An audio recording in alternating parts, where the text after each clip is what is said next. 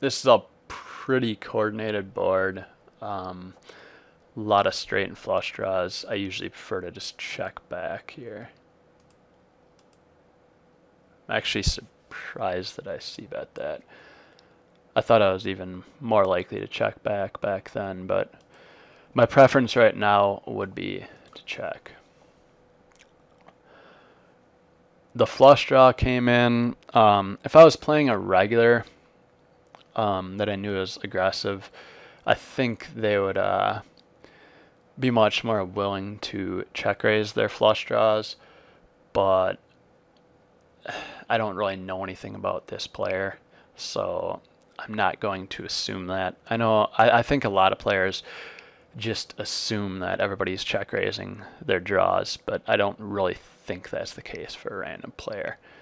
So I do think he has some flush draws in his range here.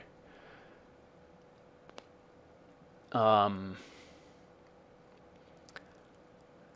said, there's still plenty of straight draws that are going to miss here, and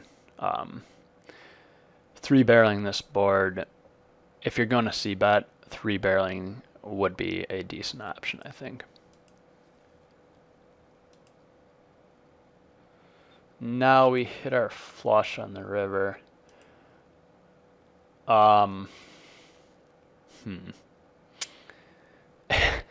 It's really hard to get value here, so I think if we're gonna try to value bet here, we should be betting really small, like something like 30, probably 30 to 40 into a pot of 162.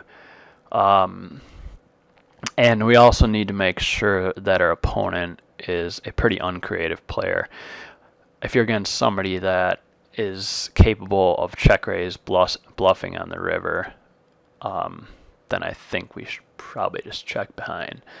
But I do think this bet sizing is definitely too big for our hand. I think we either need to check behind or make a really small bet. We get called anyway.